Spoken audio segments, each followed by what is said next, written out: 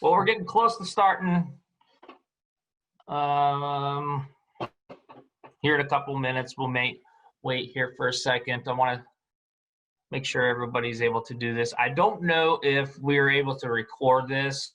I'm hoping that we are. If not, I can definitely answer some questions afterwards, or yeah, afterwards.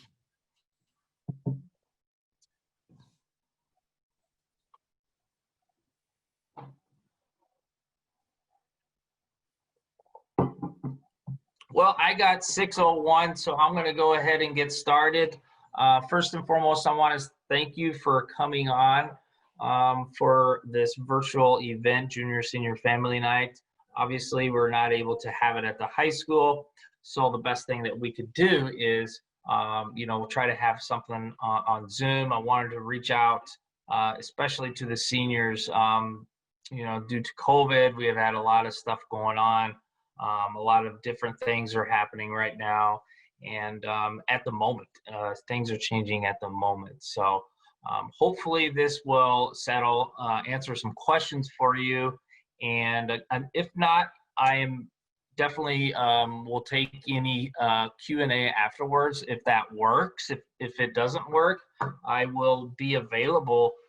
You can email me and ask the questions and email me if you have any other questions. But I will be going over quite a bit of information. The slides probably only about 30 slides, but I will talk quite a bit about what I've seen and what I've seen from other counselors throughout the area and what's been going on with the colleges and whatnot. So yeah, it'll be a lot of information. I gave this same presentation to your students, your children during study hall at the school, and even so this is like the third or fourth time I don't know if they're on or not, but they're going to see it again. But I figure that that was only for study hall, and that study hall was only 40 minutes. This might be a little bit longer because I'll probably take my time. So I know before I get started, Mr. Gaham wanted to say something real quick, so I'll let him take the floor. And I apologize because it looks like it's going to be me talking the whole time. I think Miss Wyatt from Prairie State College will talk for a little bit, but unfortunately, you're going to have me the whole time. So how about that, Mr. Gaham? Go ahead and you're on. All right, thanks, Mr. Sarson. Again, thanks for putting this together. I know it's a big part of your job, and you're doing a really good job making sure our seniors are ready to go. There's really three key pieces of information that I want to make sure everybody knows, especially for our seniors before graduation. First off, the state requires, Illinois and Texas are the only two states that say this, but the state requires that a FAFSA form be filled out or some sort of waiver filled out through Mr. Sarseny before you can graduate. That is a state law. So tonight he'll be talking about some FAFSA information, and I know he'll also be releasing some more info on FAFSA nights at different universities and things like that. So if you have any questions about filling out that FAFSA, make sure you ask him, get that cleared away, because that is a graduation requirement per Illinois state law. Secondly, the ISBE has not, and again, I repeat, has not lifted any of the requirements for credits to graduate. I know with last year, COVID, they said last year's graduating class only needed through the semester. And so last spring didn't really matter, to put it bluntly, for our seniors. Well, this seniors class, that is not the case. So they still need to make sure any of the classwork from last spring is completed. Those credits are indeed earned. And then obviously for the rest of this year as well. Same with their community service hours. I've had a few seniors ask me about that. I'm very, very lenient with community service. If you are simply helping out around the house, we're all right with, as long as that's not all 24 hours. But most of you guys who've already turned those in or soon to be turning those in, does those for the first 3 years of your high school career. And then the last little nugget of information, and I'll be done, I promise, is the seniors did not get to take their SAT last spring. The state is paying for that to happen. So on the 14th of October, which is in 2 weeks on a Wednesday, the SAT will be held at the high school, and the PSAT for the juniors will be held at the exact same time. And the plan is to only have juniors and seniors at school that day. We will be socially distancing these students at all times. I'm sorry, once they get in the classroom, they'll be socially distanced the whole time. So I'll be using every classroom at my disposal to make sure that all students are 6 feet apart from each other. And so at no point in time will you ever be more than 3 minutes next to somebody within 6 feet. Once you get to the seat and once you get to the location, you'll sit down and we won't, you'll only have to worry about the social distancing. So I implore those seniors to take advantage of that and our juniors to do that as well. It is in person and that is paper-based. It is not a computer-based test yet. So, Mr. Sarcini, that's all I got. I appreciate, again, that you putting this together for everybody. So take it away. All right, thanks, Mr. Gaham. And I want to say thanks to everybody who for their patience and welcoming me into your homes. And I'm near home. I don't have any dogs or anything, so hopefully it'll be nice and quiet. But we're going to get started tonight, and the junior senior family night. There's going to be different topics.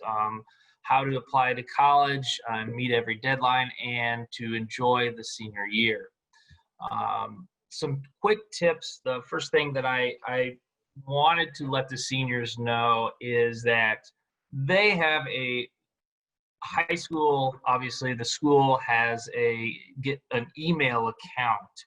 Now, we recommend that they get an outside email account, and most of the students probably do have an outside email account.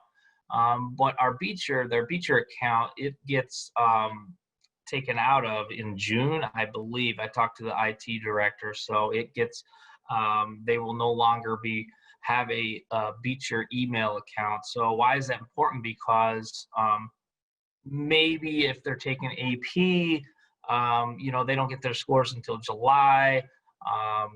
Very important information prior to college is through email. So my suggestion is to get a professional email account outside of our Beecher email and keep it real, clean. Like my email is steve.sarcini@yahoo.com. Another thing that I've seen that kind of helps people is to create like a calendar of important dates. I do have that actually in the new website. I'm very excited about the work that our IT has been doing on the website. We've revamped pretty much my page, and there's a lot of great information on there. So any point during the presentation when I'm talking about documents like a senior brag sheet or the common application, you're going to be able to find those documents in the high school counseling and career page. That's on the website. So they've been doing a fantastic job, and they've revamped it. I had them. We went over it, so it's really, really good. So at this point, right, it's getting September 30th, and it's October, and so probably wanted to start a list of. I tell the students, hey, get the list of colleges going. They're going to have probably different, diversify their list. So possibly, a reach school or a target school, or one that's maybe that's out of the question in finances, but you don't know because you haven't filled out the FAFSA yet. So I always tell them to try to diversify their list in that perspective. Find an organizational system that works. A lot of times we do a flow of using the website, but I've seen throughout the oh boy, I hope that I'm still on because it says your internet is unconnected, but I'm gonna keep going. But anyway, a lot of times I've seen over the years some really great organizations, whether it's Excel spreadsheet or anything of that nature, but it's always good to be organized. And I put on the documents tab on the website. There is a nice organized sheet that actually has all that stuff. So it's really, really cool. Please check that out. Okay. So what's on the agenda tonight? So we got a few things that's on the agenda, and college visits, application deadlines, college application process, transcripts, of course, scholarships, and a timeline for the senior year. So let's dive right into it, into college visits. So basically college visits, we have, in the past, we've had different admissions counselors come in, and they would go and present in either the conference room or even in the den. Obviously now with COVID, we've changed the protocol, so now they're doing virtual college visits, and I talked to the senior class and the junior class, I believe, about how you log on to the virtual college visit. For example, tomorrow, St. Ambrose is going to have a virtual visit online, and that all of them are going to be during study hall, which is 8th period.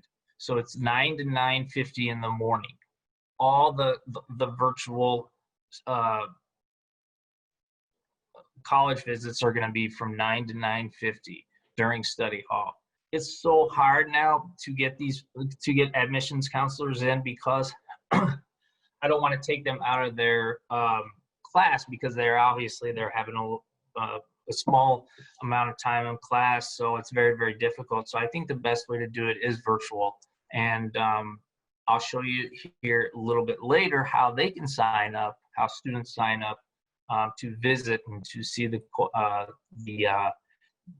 visit. So why is that important? Well, you can answer questions like the admissions counselors, they can answer questions directly on the spot. So they're there because they can answer any questions, especially what's important. Maybe the admissions process is a little different these days, so it's very important.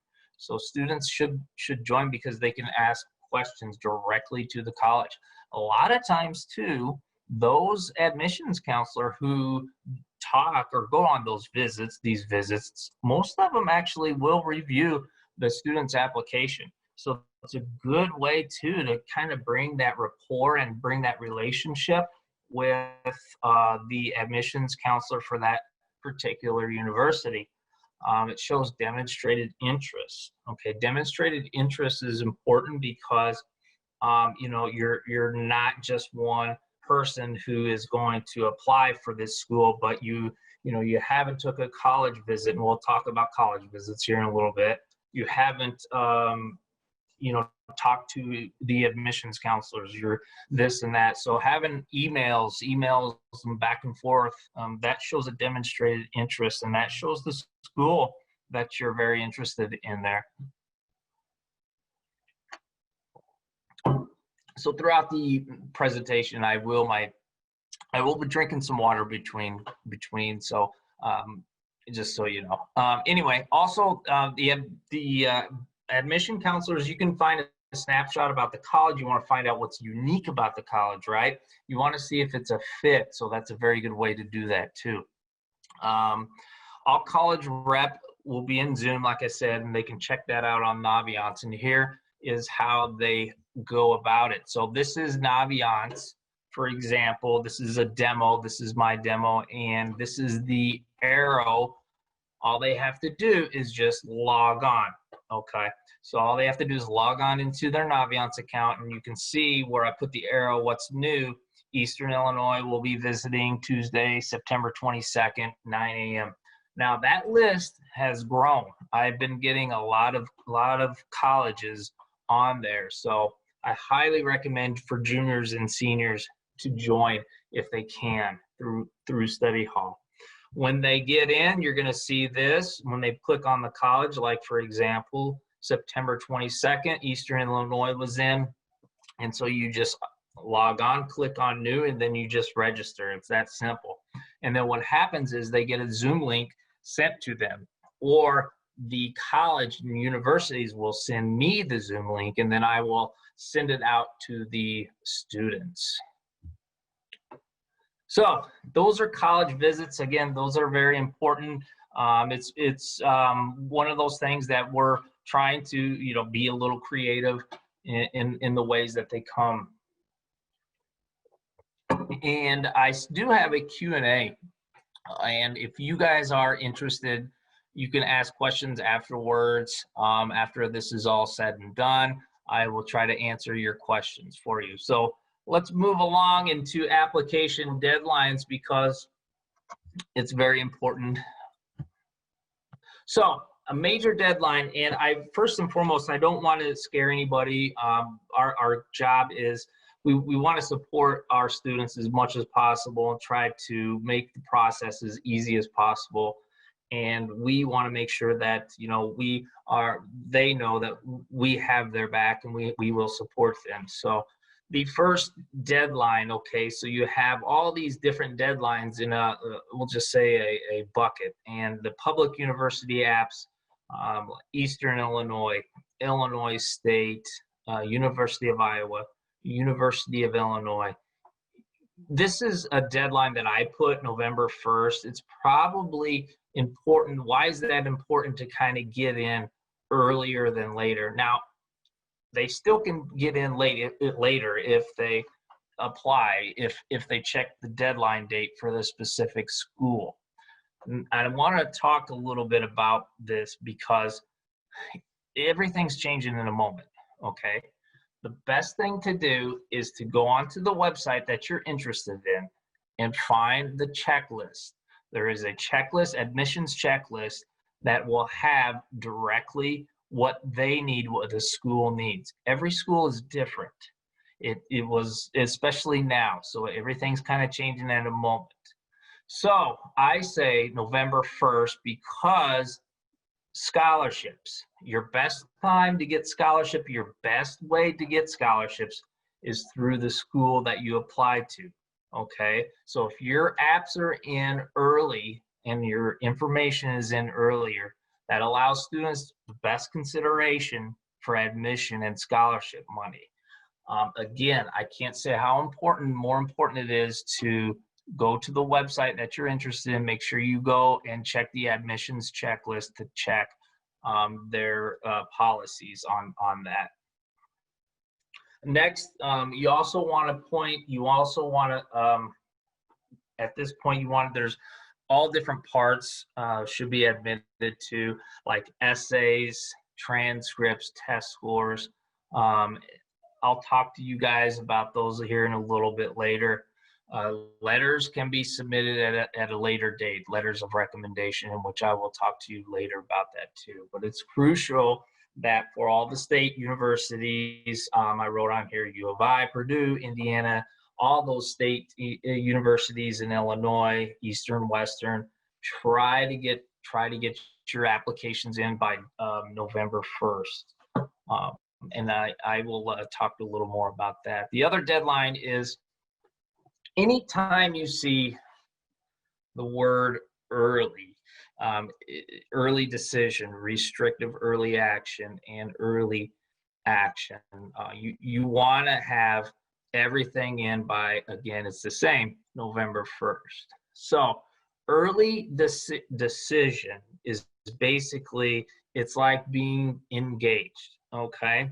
So you want to go to University of Illinois. It's the love of my life. I want to go there. I don't want to go anywhere else. This is where I want to go. That's it, okay? So what happens is you apply early decision, and it's binding, and you have to go.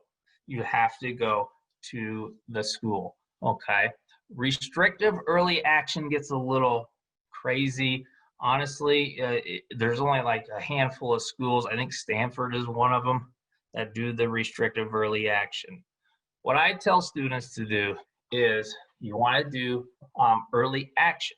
Early action is non-binding. Non-binding means you don't have to go to that school, okay?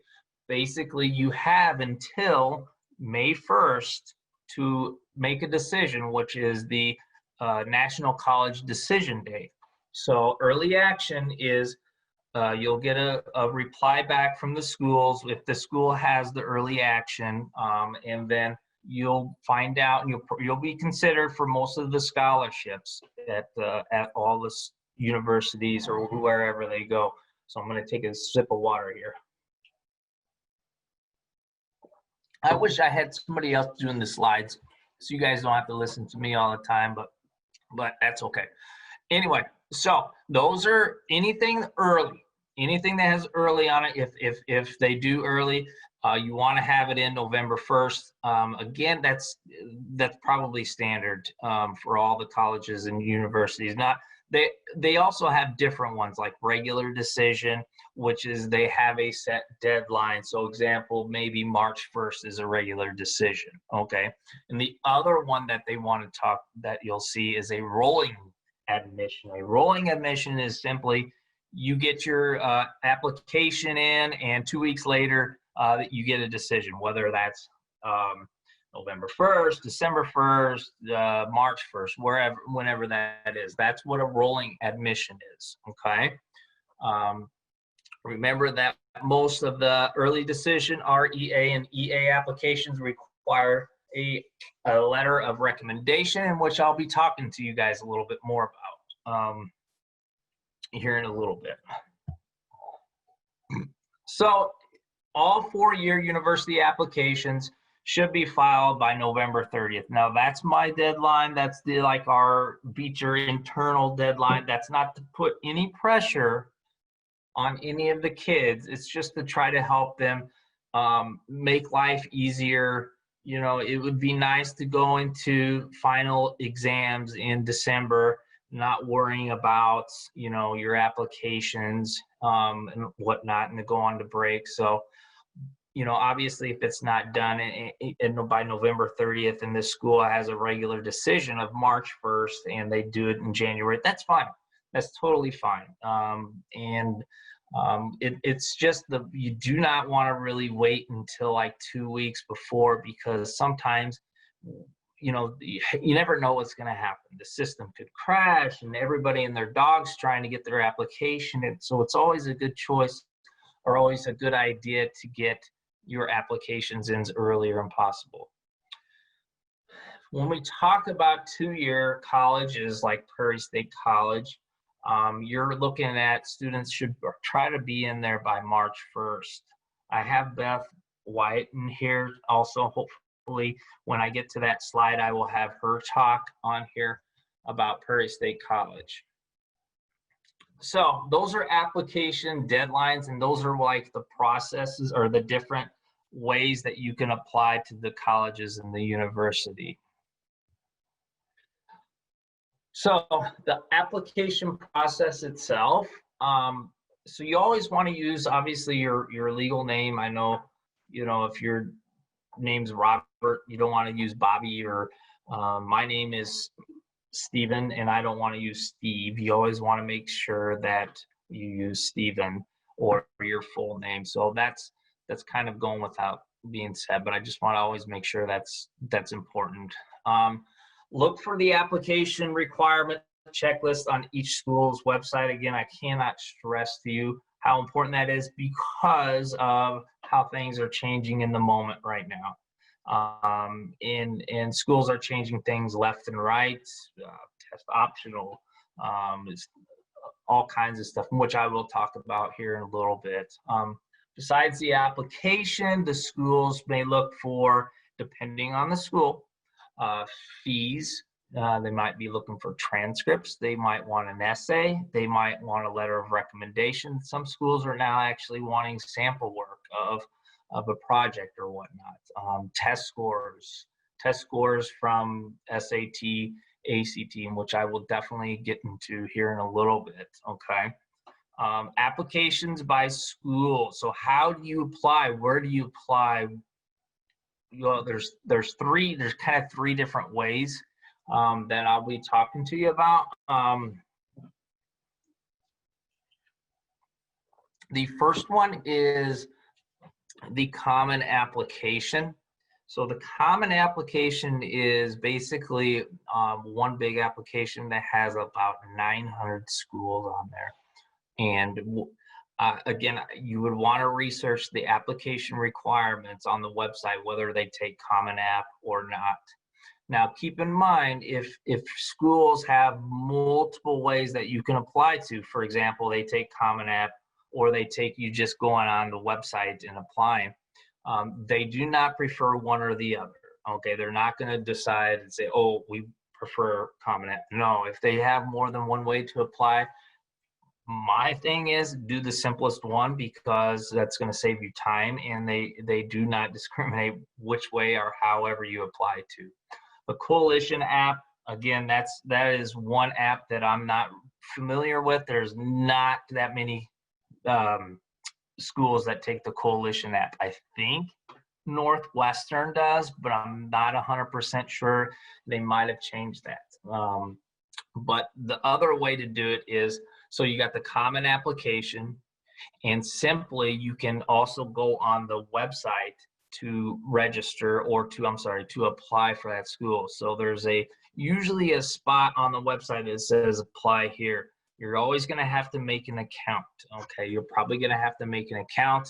And again, I would use that email address, your non-school professional email address, to do that. So let's move along. So I wanted to talk to you about the how do you send scores. So anytime your test scores, okay, so official, what does official mean? They want it straight from College Board, or they want it straight from ACT. So this is kind of this is where we're going to dive into the testing here in a little bit. So ACT, SAT, which one do I take, or do I have to send my scores in? Do I have to send official scores in? So first and foremost, a lot of schools are doing self-reported applications, meaning that you're going to be able to go on the website, and sometime during that application process in their portal, they're going to have you self-report your test score and your grades that you have from high school, and as well as like the classes you take. So the question then becomes, oh, what if kids lie, or what if they put something in wrong? Well, before you go to freshman orientation in the summer, you're going to have to verify the scores. So make sure that you're accurate whenever you do the self-reported scores on their website. Self-reported is good because it's going to save money. Sometimes it costs money to send scores from ACT and the SAT. If students do not have, this is important, so College Board and ACT, think Democrat, Republican, and they kind of fight with each other on testing. So basically the state of Illinois about 3 years ago won the bid, or College Board won the bid. When I was in school, we took the ACT. The state gave us the ACT for free. This year, or the past few years, it's been the SAT. So now juniors take the SAT. Seniors, and Mr. Gingham went over this earlier, seniors are going to make up the state SAT on October 14th.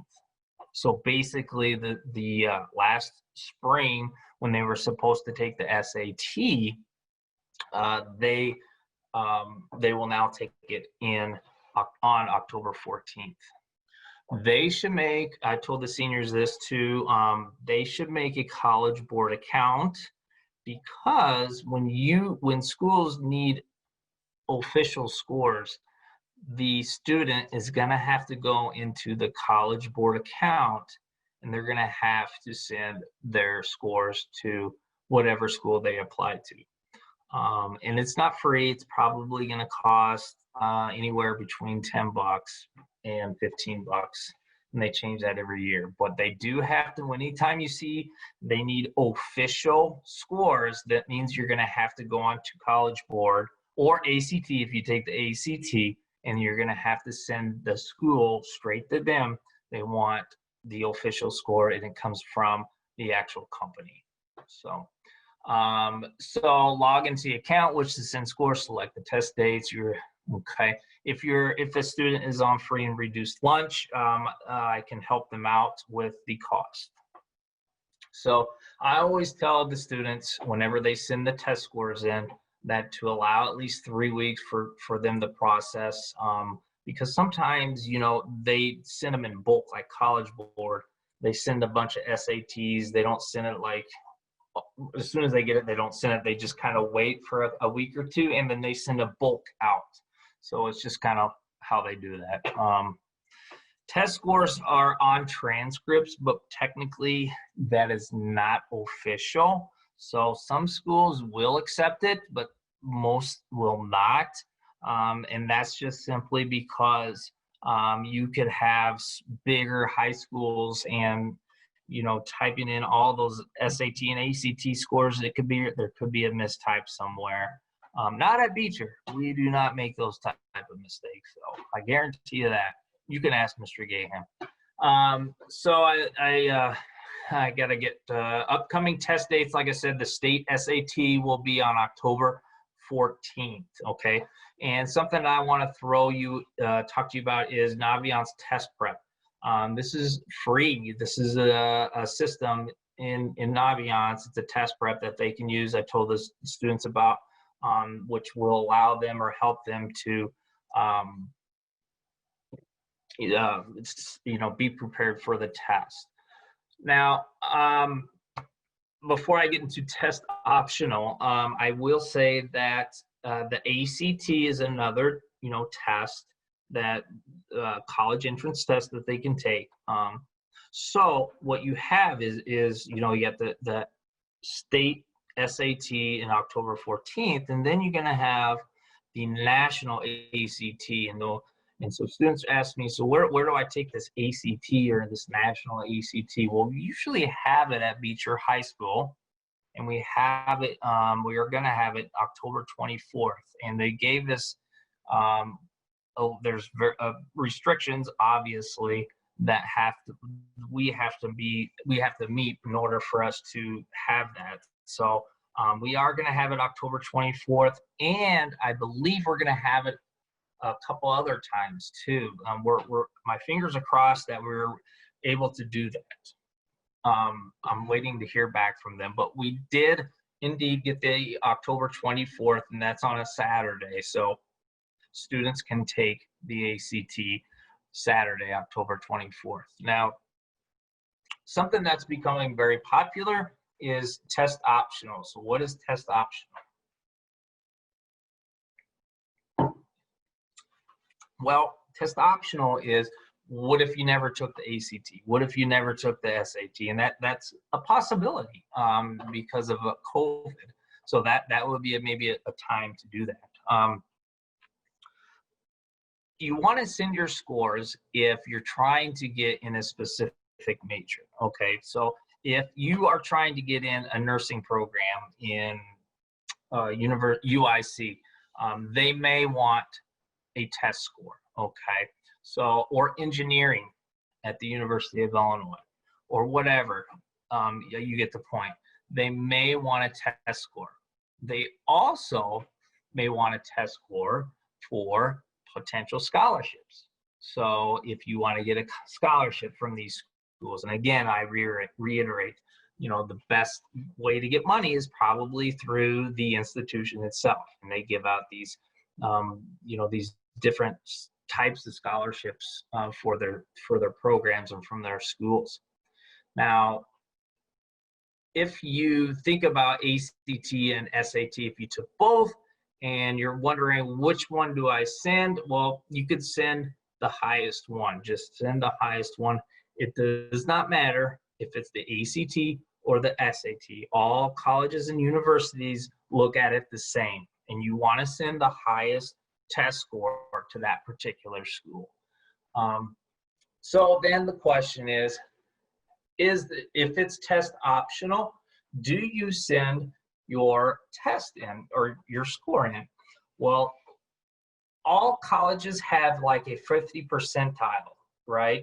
So if you're in that, within that 50 percentile acceptance rate for that particular university or college, yes, I would send it in and support that application, because you're within that 50 percentile. Even if it's at the lower end of that 50 percentile, I would still send it in, because colleges and universities know that you never had the chance or the opportunity to take it in the past. Past students have been able to take it 2, 3, 4, 5 times, and they send what? They send their best scores. Our seniors maybe have not done that, right? So if you are in that 50 percentile, even towards the lower, I would send that test score in to support your application. I hope that makes sense. That is test optional, okay? A lot of schools are doing that. Again, I would make sure you can find that on their website if you're in that 50 percentile, okay?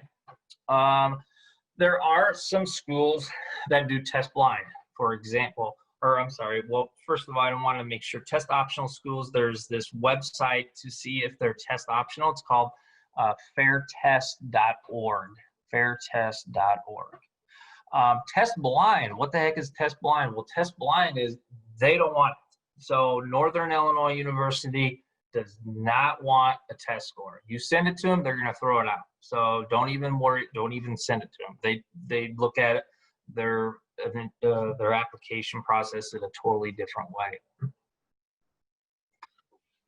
I am rocking and rolling in here, Mr. Gaham. Okay, so what do we got next? Letters of recommendation. I gotta probably speed it up here. Letters of recommendation, tips. So prior to asking, check to see if the college requires a letter. If they don't need a letter, then probably I don't think I would send one. I would also make sure that you adhere to the limit. So if a college or university only wants 2 letters of recommendation, I would not send 4 or 5, because that shows that you do not follow directions, and I don't think that's what they want. So you usually want to adhere to the minimum of what the college requires, okay? So if it's 2, I would send 2, or if it's 1, send 1. If it's 5, send 5. Usually want to get letters of recommendation from a core teacher, English, math, science, social studies, even perhaps foreign language. I would shoot for them. Okay, I also will do a letter of recommendation, a counselor letter of recommendation. Some schools want a letter of recommendation. Before a letter of recommendation, there is something that we created, is called a brag sheet. Hold on one second. Okay, so a brag sheet, what is a brag sheet? So brag sheet is basically is what it is. So you can have all this information about yourself, and you give it to the teacher or the counselor, and you'll be able to get a good letter of recommendation. You know, it has in there. Sure, we're a smaller school, and 9 times out of 10, we know the student pretty well. But you give them a brag sheet, and I always tell the kids this, to give them a brag sheet, and that could possibly, make their letter a little better, because they may have information that they didn't know about the student. I would provide, if the school needs a letter of recommendation, I would make sure that the teacher knows what the deadline is, or the college. Usually how it's done is we either mail it, or we either do it through Naviance, and I'll talk to you about that. If the rec is to be mailed, provide the recommender with a self-addressed envelope. You don't really need to do that. We can probably figure that one out too. And also, when it's done, I would say send them a thank you, either written or either in person. And we're such a small school that probably the best way to go ask a teacher is to go face to face. Give them at least 3 weeks because, the teachers are busy. We're quite busy with all this going on, even in a regular school year. We have tons of stuff to do. Teachers probably have to write their letter of recommendation on the weeknight or during the weekends because they're not going to have the time during the school to do it. So there's this thing called FERPA. It's kind of funny to say, but what exactly is FERPA? Every application has what is called FERPA, which is the Family Educational Rights and Privacy Act.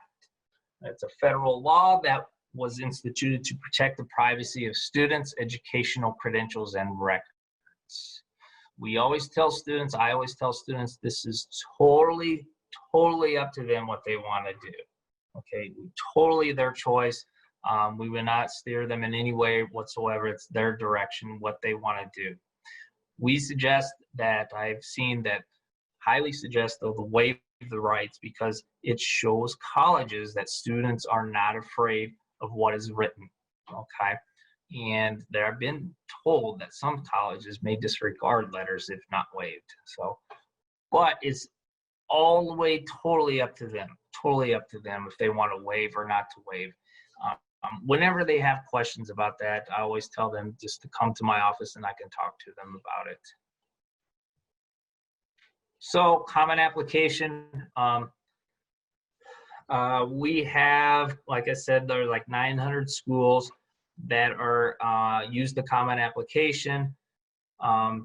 Students should add schools, select the deadlines, and talk to the recommenders on there. We are on, yes, this is a question that we get asked all the time.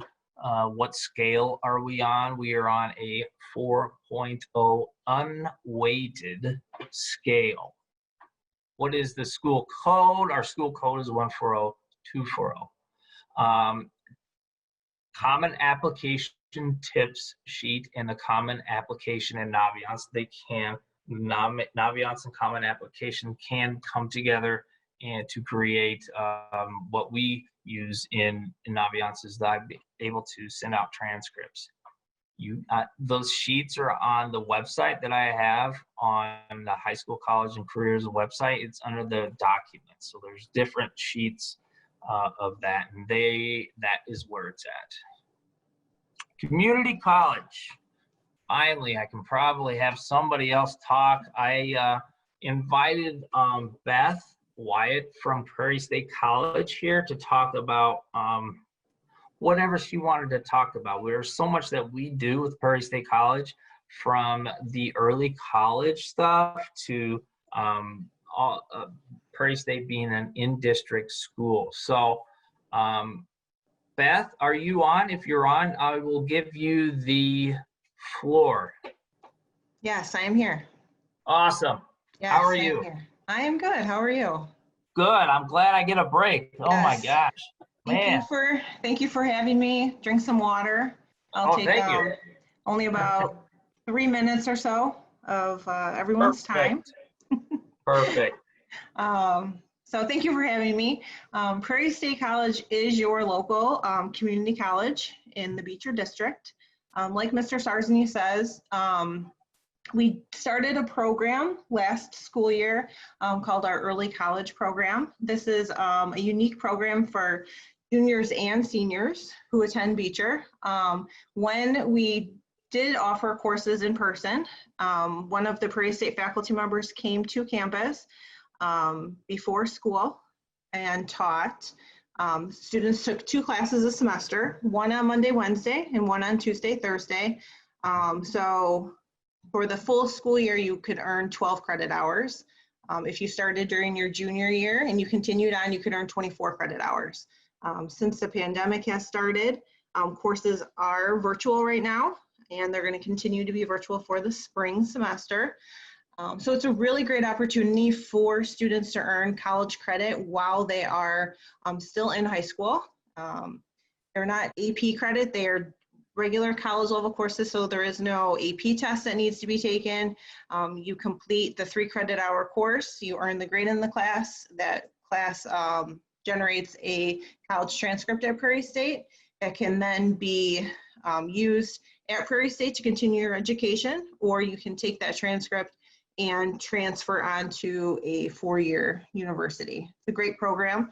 The courses that are offered are all general education courses currently. So speech courses, classes in political science, fine arts courses like music, humanities. Next semester, the students will be taking a history class and a music class. So it's a really great opportunity. And like I said, it's for juniors and seniors. If you're interested in it, you can talk to Mr. Sarsny. He can give you more information on the program. We're starting to register the students for the spring semester in a couple of weeks. And then moving on for fall, that will be in April. There is a test that needs to be taken. We do require our students to take the English placement test for this program. That is something that's coordinated between myself and Beecher High School. So like I said, if you're interested in that, please reach out to Mr. Sarsny. I can answer any questions that you have too. My contact information you can get from Mr. Sarsny or on the Prairie State webpage. Secondly, if you are interested or your child is interested in starting at Prairie State, students have to be at least 16 years of age to start taking courses, but majority of the students do wait until they graduate from high school to take classes with us. What is required is merely the admission application. Since we are a community college, any student that completes the admission application is automatically accepted to the college. So it's a fabulous opportunity for students who maybe didn't do so well in high school, but still maybe want to pursue a higher education degree. You could start at Prairie State, obtain an associate degree, and then transfer on to a university. We also have programs for students who want to do something in more a career technical field like nursing or automotive, HVAC, computers. Maybe they want to be a daycare director. Programs like that, we offer both degrees and certificates for students who maybe want to take some sort of alternative educational path than obtaining a bachelor degree or higher level degree. So we have the admission application, and then from there we offer two options. We will look at SAT or ACT scores. If a student meets our minimum requirements, then our placement test is not required. They're able to register for courses. We are also doing multiple measures. So we will look at a student's high school transcript, look at their GPA, look at how they did in math, if they've taken 4 years of math, and also their English grade, and we can place the student into college level courses based off of their high school transcript as well. And then if the ACT, SAT, or the high school transcript we're not able to use, then we will move forward with our placement testing. We offer an English placement test and also a math. Since we are a community college and all students are admitted to the college, we need to make sure that the courses that we enroll students in, they're prepared for. So that's why we require some sort of testing or the multiple measures or the ACT or SAT. And then from there, depending on what path the student wants to go down, we have advisors that will help them. If we have a student that wants to maybe start with us but pursue a bachelor level degree, you will work with an advisor on the transfer track so that you can ensure that the courses that the student is taking will transfer on to a four-year institution. Or if you want to go down that career track, we have advisors that will help you with that, walk you through all the steps for admission into a special admission program or to complete an associate degree or a certificate. And we have, we do have a lot of students who like to transfer, especially from Beecher. We have a lot of students who like to come to us for the first year or two and then pursue the bachelor degree. We do have a transfer counselor on staff who is prepared to help students with that. We offer college fairs just like the high school does as well.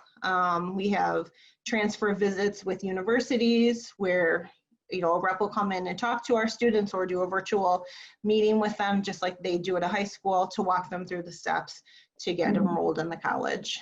I haven't set up my high school visit yet, but I will be doing that soon. So if you have any questions or your student has any questions, please direct them to Naviance so that they can sign up for my high school visit. Other than that, I'm in constant contact with Mr. Sarsany. So if you have any questions, just reach out to me or reach out to him. Thank you very much again for having me. Thanks, Beth. Appreciate it. And just real quick, I believe that that program, the ECI program, the Early College Entrance Program, we started last year. The students who graduated, and I don't have the data on it, but I've not heard that I've heard that none of their classes transferred. So that's a good thing. So usually, the classes that they take will transfer over. Absolutely. Yep. So that's really good news. Thanks, Beth. Yeah, we have a good relationship with Prairie State College, obviously, and we're going to continue to do that. So we're going to move on here.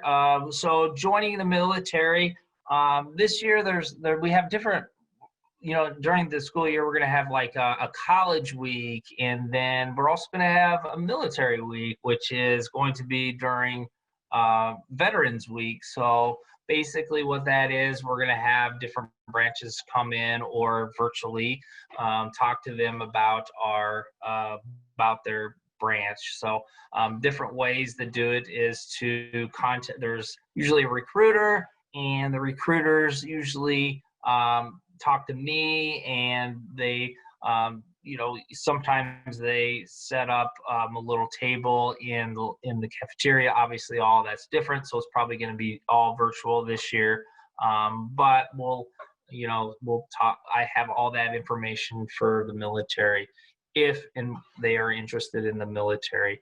I think it's always wise to make sure that I always tell the students that always have the parents involved with the recruiter. The students never talk to the recruiter unless they're in a casual cafeteria environment. But if they really talk one-to-one with the student, I am always there, making sure everything goes smoothly.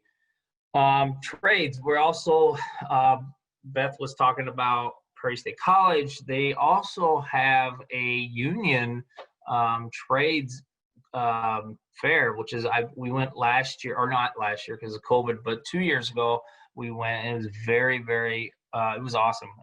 All the trades were there, all the unions were there. That's a really good way for students to kind of who may not be the college route to land and get some information. And we're going to have a trades week too at Beecher High School, where either we're going to bring somebody in who does a trade to talk about their job, or we're going to try to do it virtually. So whether that's plumbing or electrical or welding or whatever the case is, we're going to have someone in each department hopefully come in and do that. And that's probably going to be in the springtime. So essays, I would say sometimes schools need an essay or a personal statement. The optional, is it really optional when they have an essay or they require a personal statement or an essay and it says optional on it? My thing is I would probably do that, because that shows if you didn't do it, it doesn't really show that you're really gung-ho about the school. So I would probably do that. If it's not all schools require an essay or personal statement, but some of them do. And the questions are so broad. It's totally up to the school on what they're going to ask or what they want to hear. So answer the prompt as much as you can. I always tell them to have someone proofread it, not me, maybe the English teachers who probably are their grammar is a little better. It should be the student's voice, obviously, that's shining through. And for length, quality is better than quantity. You do not want to go over, if it's a 600 word requirement, I would not stretch it out, for 599 words. Hey, if it's a good one, good quality essay in 400 words, that's perfectly fine. So the types of essays, like I said, the types of essays and personal statements, why us? Typically, they want to know why you're interested in a school, so you want to be specific there. Sometimes they'll ask why this major. Again, you want to be clear on how you explored it, and want that are interested in that. Some ask for additional information, a academic journey, their personal circumstances, maybe a significant hiccup in their their freshman year or sophomore year, or they had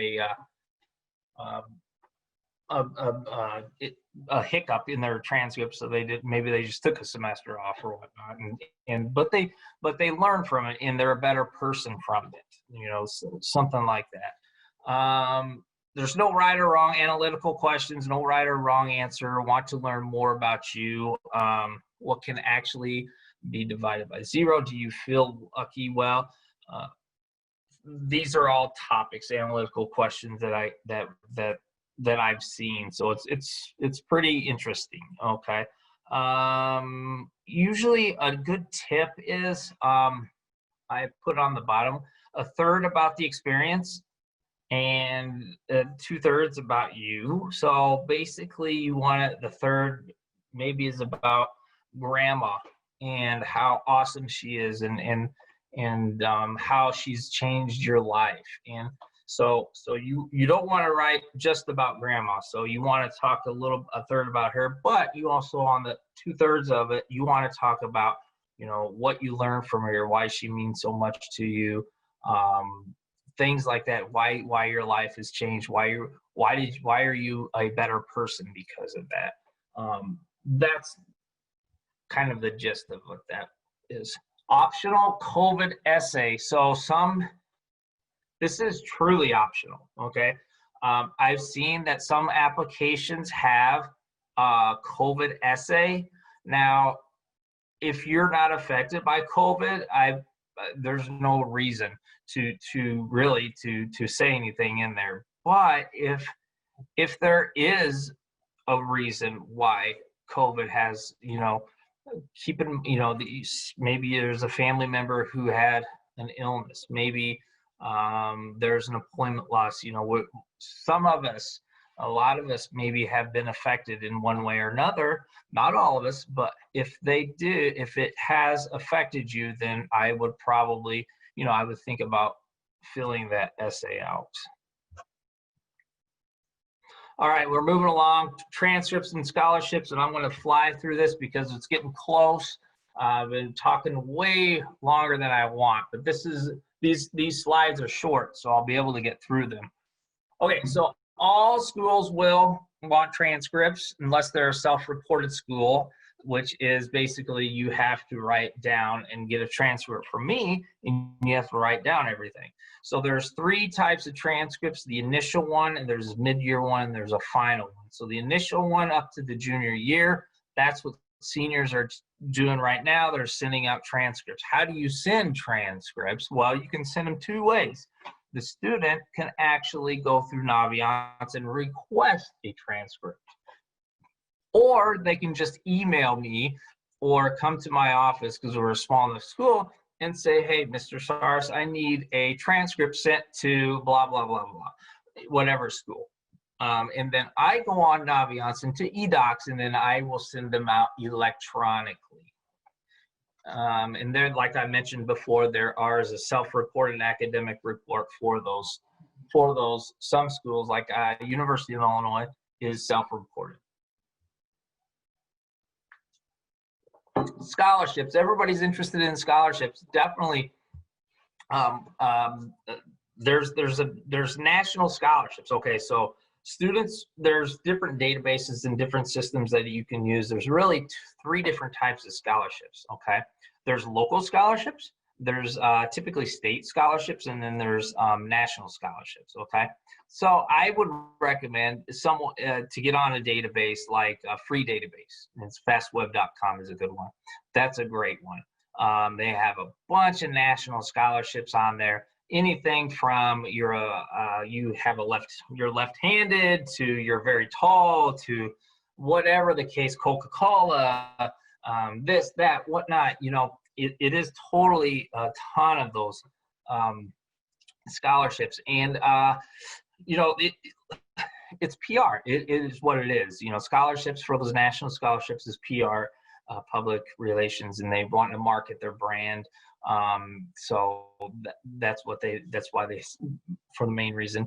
And so there, any scholarship that comes through my desk or that crosses my desk, I will put on Naviance. Okay. Naviance is where I put usually the local scholarships. The local scholarships are the Beecher Lions Club, the Beecher Rec, the Will County Farm Bureau. So those type of scholarships, when they come through my desk, I will post them on Naviance, and students know where to get them. I tell students to check with the community, check the parents who may work somewhere, who their place may offer a scholarship or whatnot. Also, there's Beecher Education Scholarship Association, which usually I get that around March. If students qualify for that scholarship, I highly recommend that they fill the application out for that one. On here, you can see the requirements for a 4-year college and a 2-year college. So that's what scholarships, again, the best way is probably through the school itself. Whatever school you're going to, you want to look into there. When you apply there, what scholarships they have available. Some give scholarships for a certain ACT or SAT score and all that stuff. So research the school that you're going into, and they will give you money if you meet certain criteria that they have for scholarship. And again, that's why it's important to apply early rather than later, because if you get in, you get it early, you get consideration for that money. FAFSA, everybody's, this is kind of one of the things that, it's just, you have to fill out now. So FAFSA opens October 1st, which is tomorrow. Now you don't have to go on at midnight tonight and apply for FAFSA. But, if I was to put a deadline on trying to get FAFSA done, I would say by December 1st. There's different ways that you can, there's different scholarships from the state of Illinois. It's called MAP. The state of Illinois, as broke as they are, they actually have money. It's called MAP money. So students could qualify for MAP money. It's just a big formula that the federal government uses to want to know how much that you qualify, how much money, how much student loans that you can get, or grants money. Okay. Now, if you've never filled out FAFSA, that's okay. We're going to have on October 13th, we're going to have a financial aid night, which is basically held by one of our partners, Olivet Nazarene. Okay. So they are going to talk to us about FAFSA on October 13th. On October 28th, I believe, is going to be a workshop. So ISAC is going to come in and virtually help anyone who needs to walk through the actual process of filling out the FAFSA. Okay. And I have a lot of information on the website about the FAFSA, and here's some links right here. And if you don't get it right now, just check my website or please send me an email. Finally, the timeline for the senior year. So I kind of just want to go over some dates for the seniors. September 30th is tonight, actually. So October 1st is the free application. That's when FAFSA opens. Some dates that are called virtual college fairs. Obviously, we cannot have them in COVID going on. So October 12th, October 18th, and November 8th. If you go on www.nacacfairs.org virtual, there's different schools that have like a virtual college fair. So, and they talk about their schools. October 13th, again, is that financial aid night. October 14th is the senior SAT. Also, the juniors are going to take the PSAT in school, and there will be no freshman or sophomore in that day on October 14th. October 15th, that's a deadline, but I bumped that up to November 1st, which is an internal deadline. October 24th is the National ACT. You can register for that on actstudent.org. If you're unable to get for the October 24th, I believe that I'm going to have the December one, the December ACT, and maybe perhaps the February one. Okay. November 30th, like I said, is the deadline for all other four-year college applications besides the state schools, which are private universities. March 1st is the deadline for two-year college, but Beth said that you can pretty much apply whenever for Prairie State College or any junior college that is. In March, you want to look out for the Beecher Community Scholarship Association. That is probably one of the biggest scholarships that we have, and very proud of that. The community really loves that scholarship. In March, I have a career fair usually. This year, obviously, that's up in the air. We'll see. And May 1st is the National Decision Day. So I spoke a lot. I tell the team that this is thoughts for students, that I tell them to continue to connect with colleges, whether it's college visits virtually or through the website, or trying to set something up. Sometimes they may allow you to come and visit. Visiting is just kind of up to them, kind of up to the college. And again, check that checklist on the website. Be specific to the college and why you're applying to them. Electronic does not mean instant, and I say that because sometimes schools take a little while to process for stuff. Explore adulting, try doing laundry, waking up on your own, managing deadlines. I'm hoping that they start doing that, but that's not. We are, and like I said, we are here to help you guys. Feel free to contact us, parents. Please call me if you need anything. I can set up, if you're not comfortable coming in, talking to me, and I tell the students this, we can set something up virtually, like through Google Docs or whatnot. So, and finally, enjoy your senior year. Questions, but I don't know if we're gonna have questions. That is it. I don't know if you guys are sleeping or what you guys are doing right now. I cannot see you guys. Apparently you can see me, but I wanted to say thank you for joining. If you did join, I did go over a lot of information. I'm going to try to have this presentation on the website so you guys can take a look at it. And please, by all means, email me with questions. My email is sarseny@beecher200u. And that's it. So if anybody has any questions, I'll kind of stick around here to see if this Q&A works. I think it's open, so fire away. If not, thanks for joining.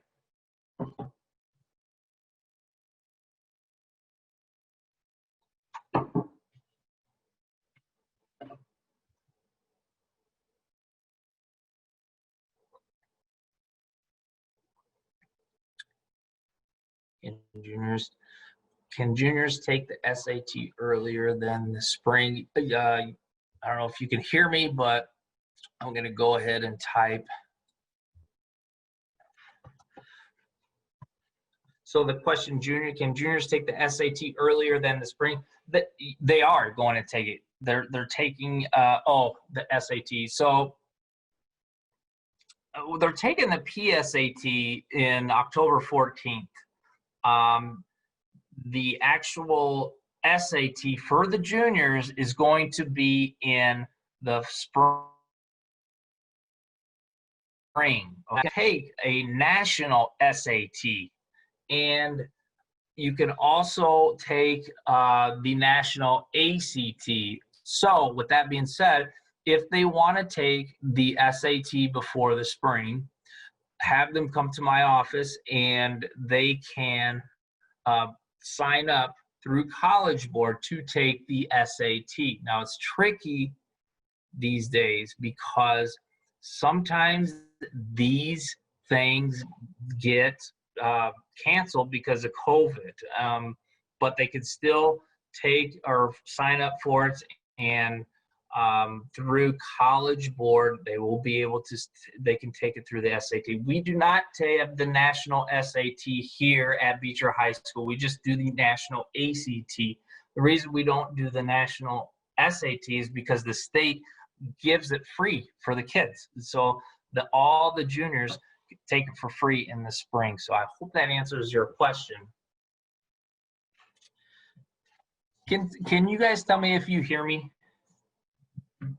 Because I don't want to be talking and not, you guys not hear anything. How will testing be done for remote learners? That's a great question. The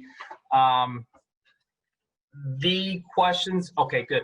So testing for remote learners, how will that be done? That's a great question. So they're gonna have to come in for, like Mr. Gaham talked about, so for the juniors having the PSAT, okay, and the seniors gonna take the SAT on October 14th. There's gonna be no freshmen and there's gonna be no sophomores, and we're gonna have them socially distanced throughout all the classrooms. So you're probably looking about 10 kids per classroom, and we're gonna have, yes, so that's definitely a great question, but they will be able to, they will have to come in if they are if they are remote.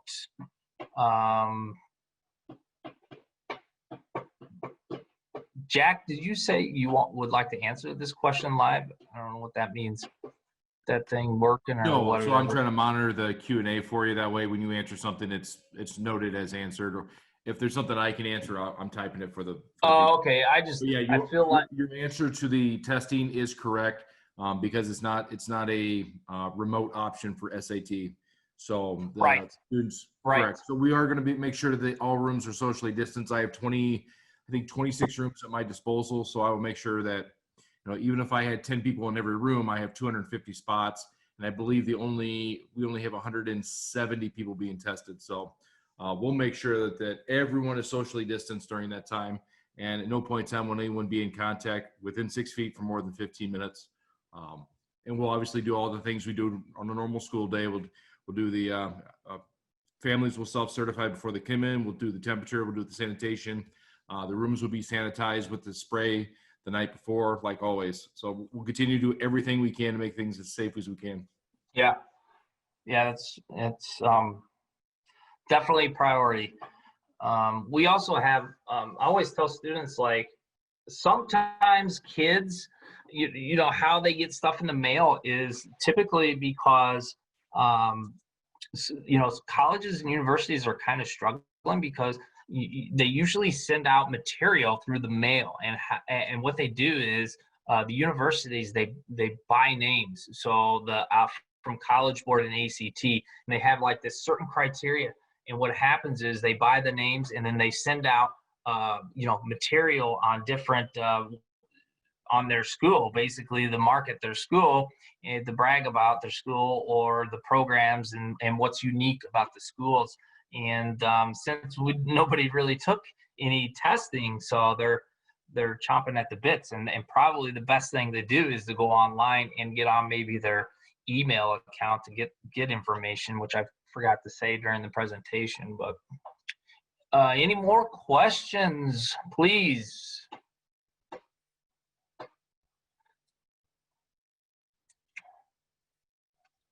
You are still okay. Okay, well, if you do not have any more questions, definitely shoot me an email. This is the first time that I've done this and we've done this, and but I thought there was some good information that or there was information that I felt like you guys needed to know. I will continue to support our seniors, our juniors, during this process of, when they graduate, mainly the seniors this year, in supporting them in any way possible to get them through get their college plans or whatever plans they decide to do. So that being said, I am going to close it out, and I will talk to you guys later. See ya.